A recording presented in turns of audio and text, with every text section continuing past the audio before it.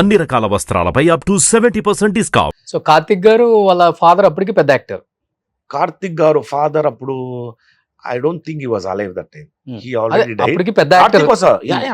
Karthik was a very big actor that time. He was a hero. అప్పటికి ఆయన 40-50 lakhs తీసుకునే వాళ్ళ ఆ రెమ్యునరేషన్. టైంలో ఐ డోంట్ థింక్ 86 లో అంత లేదు. Hmm. ఈ పిక్చర్ ఈ తర్వాత చాలా పిక్చర్స్ హిట్ అయింది కదా. అవును. So late 80s 89 90 his remuneration was like. Peak లో ఉన్నారులే కార్తిక్ గారు అప్పుడు. కార్తిక్ తెలుగులో కూడా- always had a market. He was a good actor. All his movies are doing well and తెలుగులో కూడా అన్ని బిగ్ హిట్స్ తన. అవును అవును తర్వాత ఇక్కడ తర్వాత చేసే picture, అవును తగ్గించారు, కొన్ని అవును. ఫాదర్ రోల్స్ చేశారు, ఇప్పుడు అసలు అవును. కనిపించట్లేదు ఆయన. అవును. ఎందుకని ఆయనకి మధ్యలో అంటే సమ్ ఏదో హెల్త్ ఇష్యూ అని, లేకపోతే డ్రగ్స్ అడిక్ట్ అయ్యారని ఏదో సమ్ చాలా న్యూస్ లో వచ్చాయి sir. Different people say different things and like but I whatever he was I know that he has come out from everything and okay, he also looks good now and ఇప్పుడు హ్యాపీగా ఉన్నారు. I think so. ఒక bad Should face be ఉంటుంది happy. ఎవరికైనా కానీ life లో. 100% అందరికి definite గా వస్తుంది. You can be happy all the time. No. Yes sir, but me first remuneration was 2000. 2000 rupees. Wow. So అది తర్వాత ఆ పిక్చర్ రిలీజ్ అయింది. Second picture remuneration 5000. Hmm. And my next film was with Kamal Haasan. Kamal గారితో చేశాను Okay. Next film. So అది తర్వాత ఇంకొక picture చేశాను, పూందోట కాల్కారన్ అని చెప్పి, అది తెలుగులో రీమేక్ చేశారు. Hmm. సో ఆ పిక్చర్ లో 15 ఐ స్టిల్ రిమెంబర్. వాళ్ళు ఎక్స్ట్రా ఇచ్చారు, నాకు ఇంకో 15 ఇచ్చారు. So that was the biggest remuneration for me that time. 30,000. ఓ సేర్లే ఇది 1987. 87 లో 30,000. 30,000. తర్వాత ఏమైందంటే ఆ పిక్చర్ రీమేక్ తెలుగులో సుబ్బరామిరెడ్డి అవును. కదా వాళ్ళు తీశారు. అప్పుడు యాక్చువల్గా తమిళ్లో నేను చేసి అదే సీన్స్ తెలుగులో they want to retain the scenes. ఊటీలో షూట్ చేసేదాన్ని. They want to retain all the scenes. Hmm. అప్పుడు only the combination they want to take. Vijayakanth చేశారు కదా, విజయకాంత్ గారు చేసే క్యారెక్టర్ ఇక్కడ కృష్ణరాజు గారు చేశారు. ఓకే సో ఆ కాంబినేషన్ మాత్రం తీద్దాం అని దే ప్లాన్డ్. ఓకే. అప్పుడు విజయకాంత్ గారు నన్ను పిలిచి నా దగ్గర చెప్పారు, ఆ కాంబినేషన్ అని అదే వాళ్ళు రీటైన్ చేస్తున్నారు. సో అందుకోసం నువ్వు మంచి రెమ్యునరేషన్ అడగమని. వాళ్ళు ఎలాగైనా ఇవ్వాలి, ఎందుకంటే ఇంకో ఆల్టర్నేట్ యాక్టర్ని పెట్టడానికి వీల్లేదు ఓకే. అని చెప్పి నువ్వు అడగమని చెప్పారు నా దగ్గర. అప్పుడు 75 అడగమని చెప్పారు. అప్పుడు నేను వెళ్ళి, ఇప్పుడు యాక్చువల్గా కృష్ణారెడ్డి అని చెప్పి ఈ was taking care of the production there. I think Krishna Reddy గారు ఇప్పుడు ఫిలిం ఛాంబర్ లో is the president now. Okay. So నేను ఫస్ట్ ఆయన దగ్గర వెళ్ళి ఇలా పిక్చర్ చేస్తున్నాను, ఎంత ఎంత ఇద్దా అని చెప్తే, నేను అని చెప్పి నాకు చెప్పడమే 75,000 అంటే it's such a big amount. నేను చెప్పాను 75,000 ఏంటి 75,000? ఏ సాయి, నాకు ఇంకో గుర్తుంది, Sai production manager. Sai picture ఏవద్దయ్యా, క్యాన్సల్ అయ్యా, వెళ్ళిపో. ఏంటి ఏం ఆలోచిస్తున్నాను, నాకేంటి, నేను ప్రింట్ చేస్తున్నావా నోటు, పిక్చర్ వద్దమ్మా, నువ్వు వెళ్ళిపోవచ్చు, క్యాన్సర్ పిక్చర్ నేను తీయనని చెప్పేశారు ఫటకని. నేను ఏంట్రా ఇలా చెప్పేశారని చెప్పి, సార్ సారీ చెప్పండి సార్ అంటే, ఏంటమ్మా నువ్వు ఇలా మాట్లాడొచ్చా అని ఆయన ఇంటికి వచ్చేసాను. ఆ రోజు ఈవినింగే మళ్ళీ పిలిచారు. మళ్ళీ పిలిచి అదొక డ్రామా ఆయన చేసేది. So he knows that I was innocent and very young అని చెప్పి అదన్నీ వేయడానికి వీల్లేదు. నేను వెళ్ళి చెప్పాను, కాదు విజయకాంత్ దగ్గర వెళ్ళి చెప్పాను నేను. ఆయన చెప్పారు, ఇస్తారే వాళ్ళు రైట్స్ కొనేసారు, అడ్వాన్స్ ఇచ్చేసారు, ఏంటి భయపడదు, ఎలాగైనా వస్తారు, 50 అడగమని.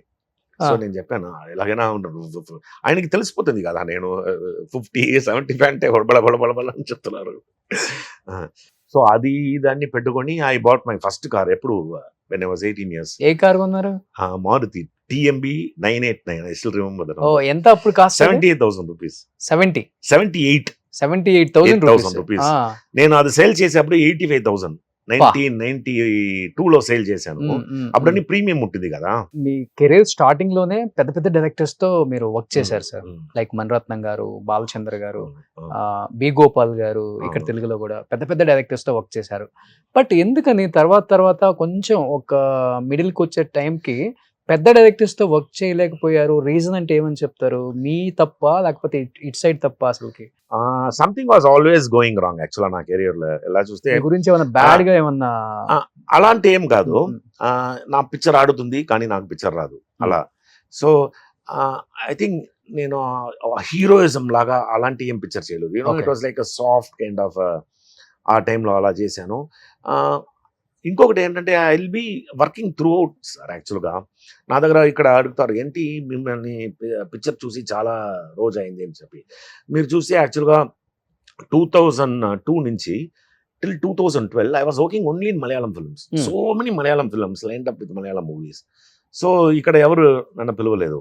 ఆ తర్వాత totally even Malayalam movie stop, Tamil movie stop, no movies, I was sitting at home. And ఆ టైంలోనే I still remember I built a house. ఎక్కడ చెన్నైలో? చెన్నైలో ఓకే. బీచ్లో ఒక హౌస్ బిల్డ్ చేశాను. చేసి వర్కే లేదు. అందరూ ఇంటికి వచ్చిన తర్వాత అండ్లకి దాని ఇలా అనిపోయింది. So like I didn't have work for 2 years 3 years అలా. ఒక్క పిక్చర్ కూడా రావట్లా. And imagine I was busy. And పాలిటిక్సా మీ మీద? అదని బాగుంటాడు, చాలా బాగా చేస్తాడు. nobody can stop anybody's success. My time, the time was, I had to take it. Totally no films, nothing. And I was sitting at home. ఏం work లేకుండా ఇట్ ఇస్ కైండ్ ఆఫ్, అప్పుడు ఎలా అంటే ఆ సెల్ఫ్ మోటివేషన్ లేదు. And I was going through a very bad phase. ఎలా అంటే there was nobody to motivate. నా ఫ్రెండ్స్ లెవెల్ కూడా అంత మెచ్యూరిటీ లేదు వాళ్ళకి. పిఆర్ఓ మెయింటైన్ చేయరు. Friends ఆ టైంలో circle అంతా పిఆర్ఓ No అని PR. లేదు. Friends are also busy coming up in their life. Drinks addict అయ్యారు ఆ టైంలో ఏమన్నా? నేను అడిక్ట్ అని అవ్వలేదు. I used to drink. Okay. I used to drink every day. Loneliness ఉండి. Because of loneliness, I used to drink. And I used to exercise too. And ఏంటంటే I was thinking, only solution for this is to have a drink and that kind మర్చిపోవచ్చు of మర్చిపోవచ్చు. ఇలాంటి and getting up late in the morning. morning, and there was no discipline in life, and kind of ఎన్ని years ఉంది ఆ bad? it went on for actually 3 years. 3 years.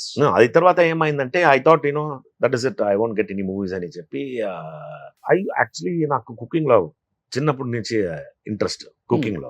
Then what I did, I thought I should have alternate. ఇది నమ్ముకొని ఏం ప్రయోజనం లేదని చెప్పి I went to Bengaluru and joined a course. హీరోగా ఉండి I went and joined a course బెంగళూరులో. అక్కడ వెళ్ళి 8 months course I did, me and my wife, and I started a restaurant. So our restaurant instant ga it became a hit. So our time lo then our time lo when I was doing many Malayalam films, investment chesanu akkada. I invested some money there, and adi our lands ani it went up like that from 2002 to 2008 lo oka boom ochindi kada. So it went up, and I shifted to Kerala.